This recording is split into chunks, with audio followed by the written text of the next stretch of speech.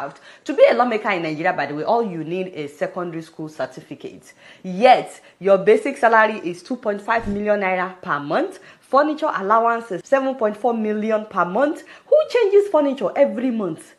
Newspaper allowance. Nobody is reading newspaper, by the way. But they still get 1.2 million naira per month to buy newspaper. And then they have wardrobe allowance, 621,000 every month. Recess allowance is 248,000 every month. It is different from leave allowance. What does that even mean? Another 248,000 per month. On top of that, they have accommodation allowance, 4.9 million every month. Is any one of them paying rent, sending me rent?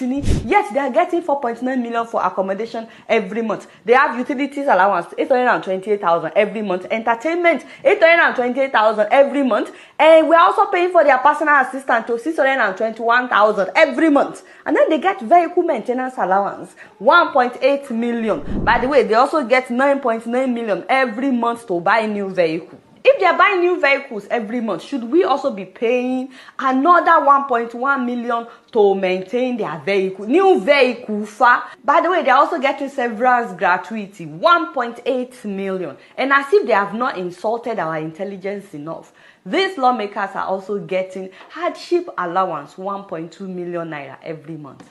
What hardship? What hardship are they facing? Now, despite all that ridiculous amount, all that ridiculous allowances, the money that they are given, which they are supposed to use to develop their constituencies, they are also pocketing. Many of them are also pocketing it. This year, by the way, they increased their constituency allowance. The senators increased their own from 200 million naira a year to some of them are now getting 400 million, some are getting 500 million. They call them senior senators.